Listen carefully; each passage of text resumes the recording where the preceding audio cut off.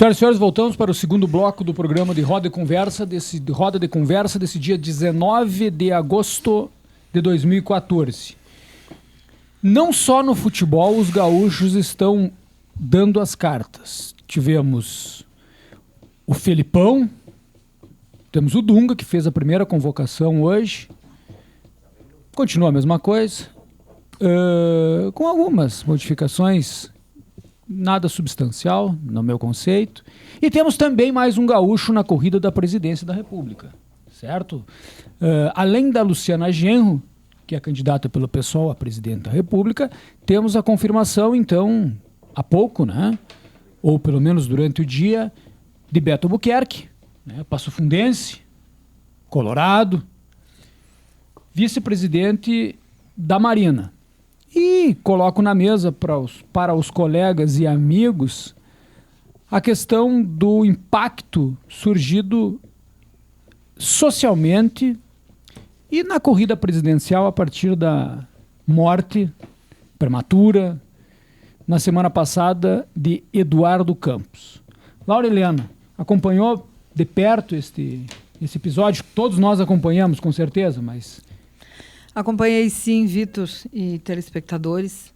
Acompanhei e digo aqui, vou repetir aqui o comentário do Luiz Tabaliba, da Folha de São Paulo, que, perguntado sobre o que você perguntou, ele respondeu, agora são 3 num quarto escuro com 3 facões. Pois é. E... Ney... Nós estamos no mês de agosto, mês que morreu Getúlio Vargas, mês que morreu Juscelino Kubitschek, e guardadas as proporções, a semana passada morreu então Eduardo Campos. Sem falar no avô dele, o Miguel Arraes, que coincidentemente no dia 13 de agosto, né, o 13 já não ajuda. O 13, Ney, ele tem... Só quero aproveitar o teu conhecimento dos números e para os números. O 13, ele... É isso mesmo? Ele tem uma... Não, absolutamente que não. Eu por sinal, o 13 me dá muita sorte. E eu uso o 13 sempre.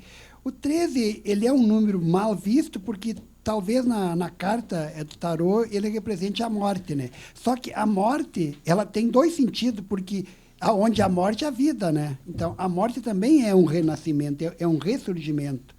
Então, eu acredito assim, que o 13 não traga realmente uma grande estigma, como popularmente é dado a ele.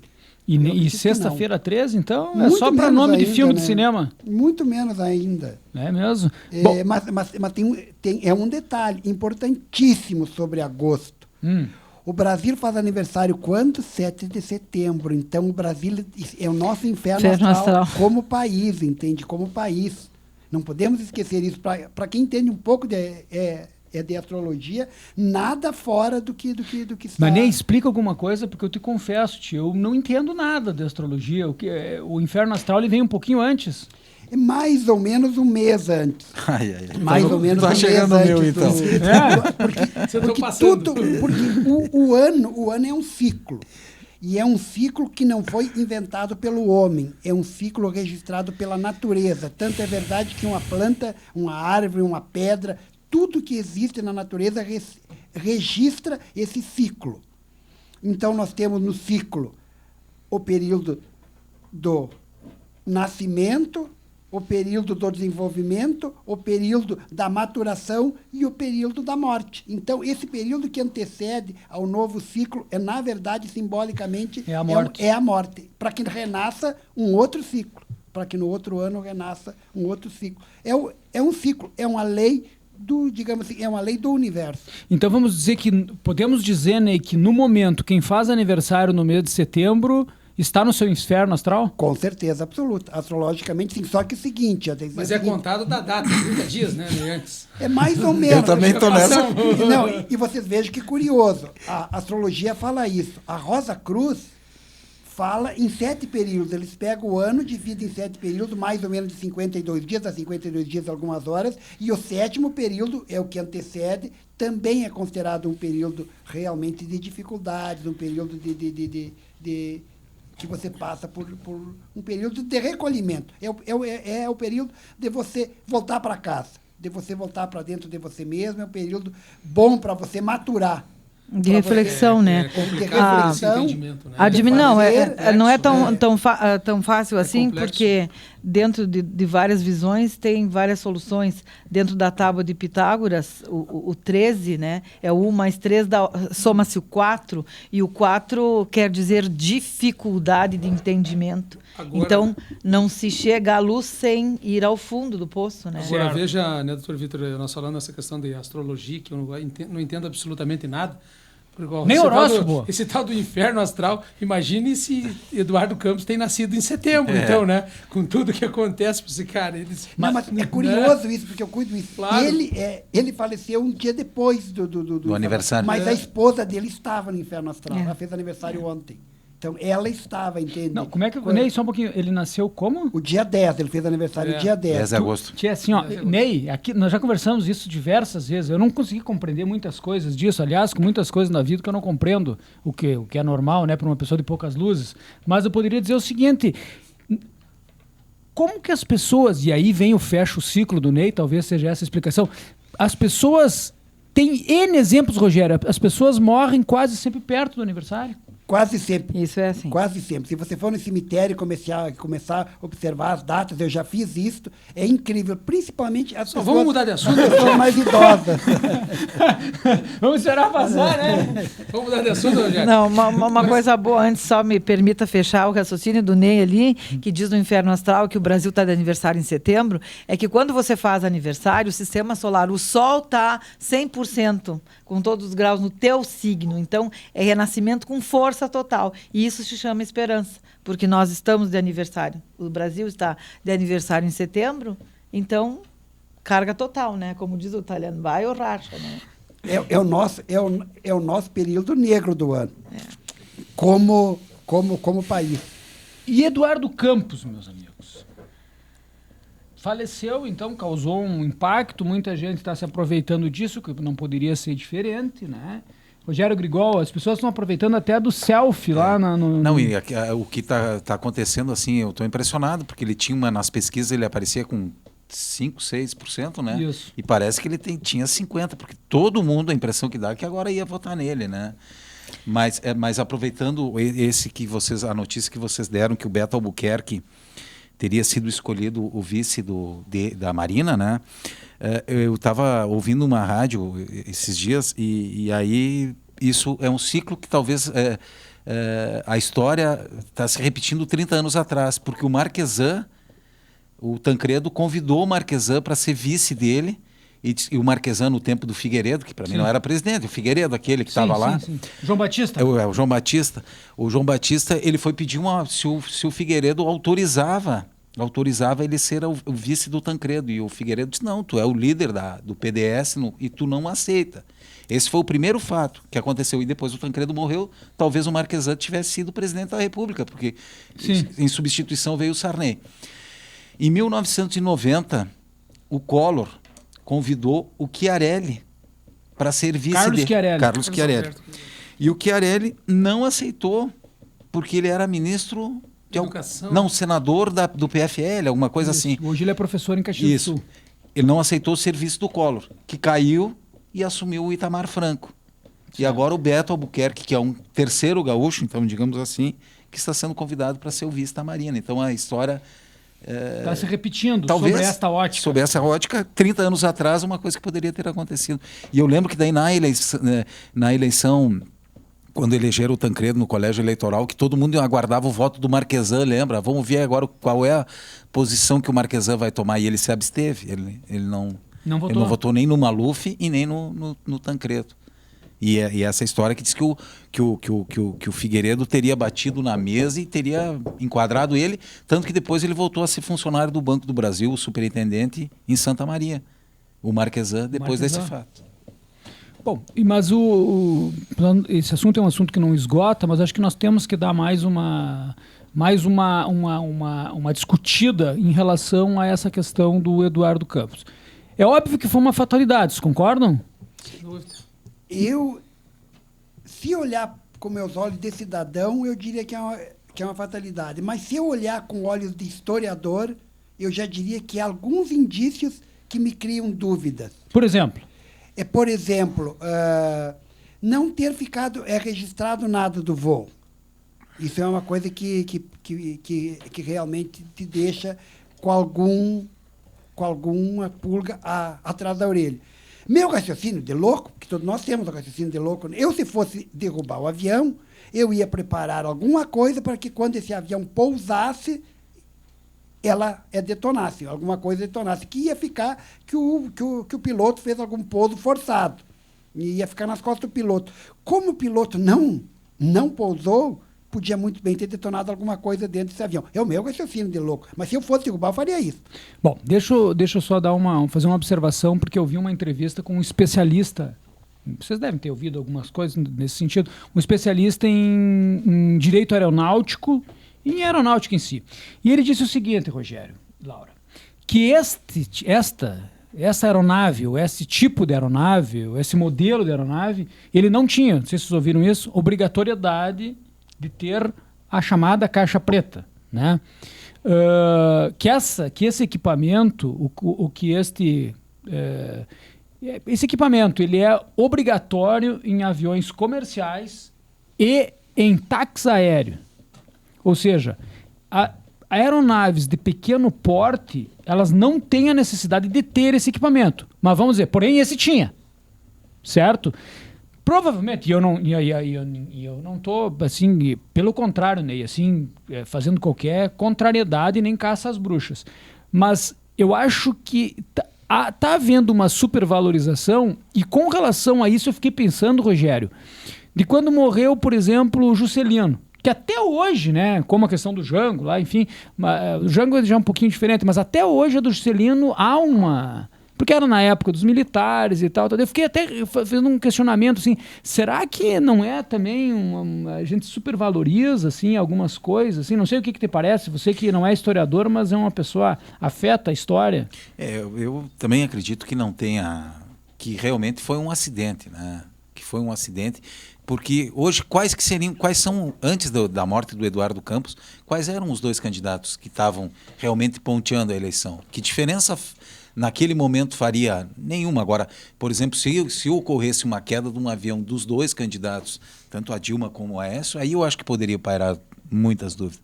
Mas com relação ao Eduardo Campos, ele era nessa eleição, entre aspas, eu acredito que ele fosse uma terceira via. Coadjuvante? Mas talvez um coadjuvante. É um detalhe, doutor Vitor. Oi. Não é obrigado a ter, não é realmente ter o caixa preta, mas tem o gravador de voz, e esse estava desligado.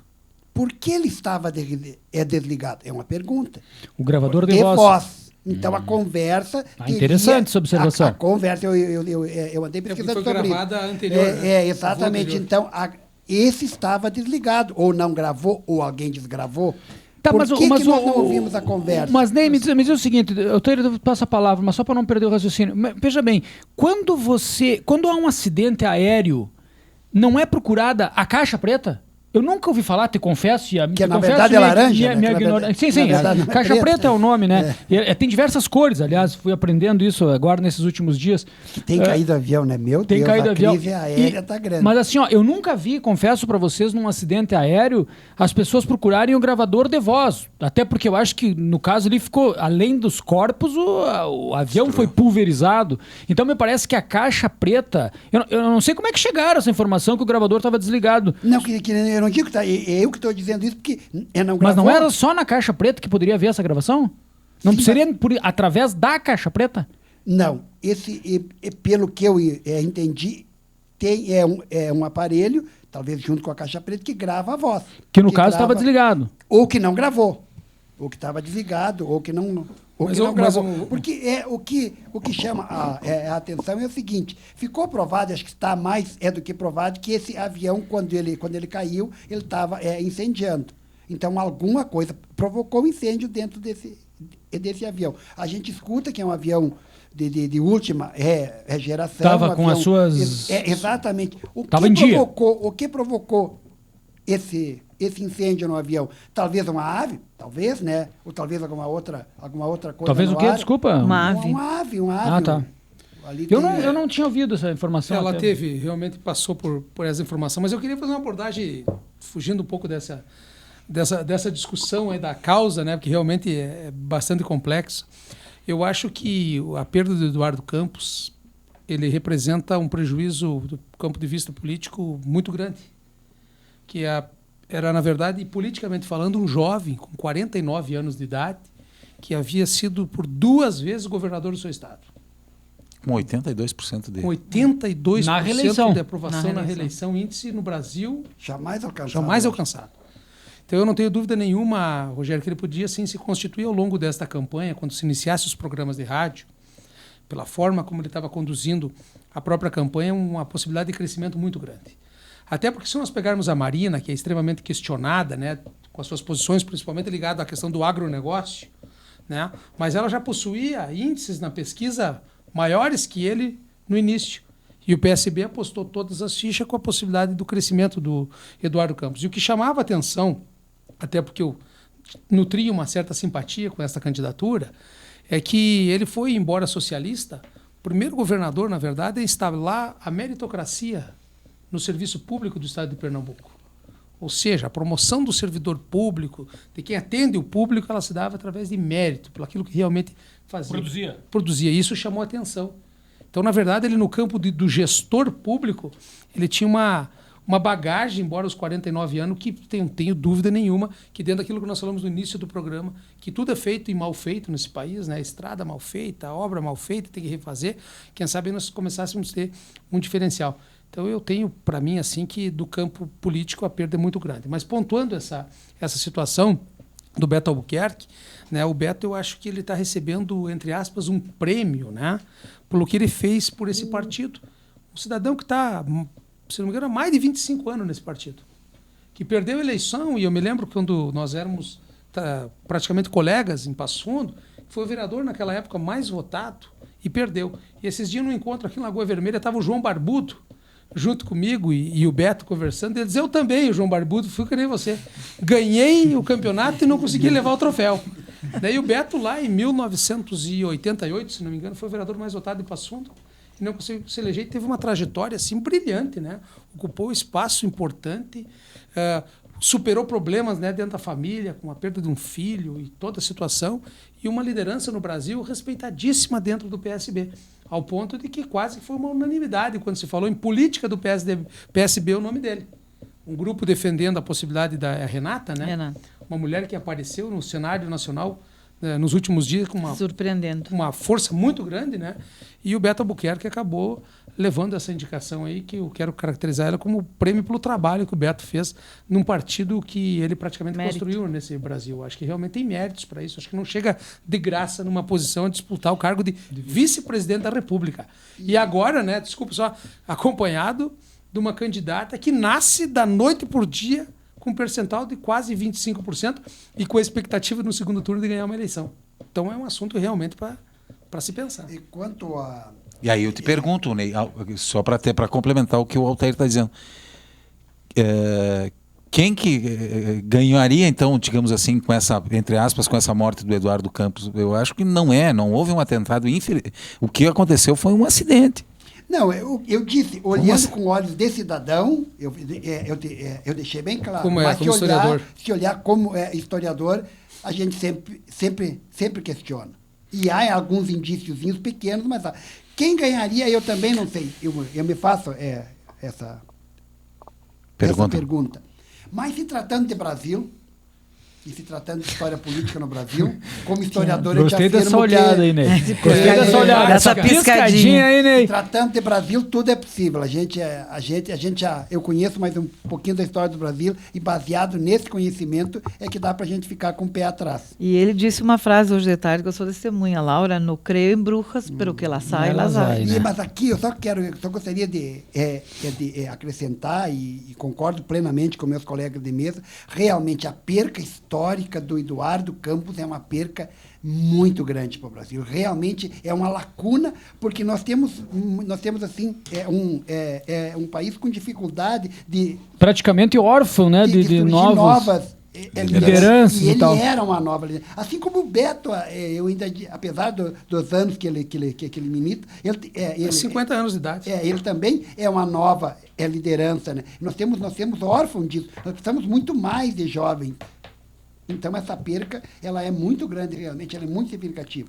Meus amigos, extrapolamos o segundo bloco, 21 horas e 47 minutos. Vamos fazer mais um pequeno intervalo e já retornamos para a último bloco do Roda de Conversa.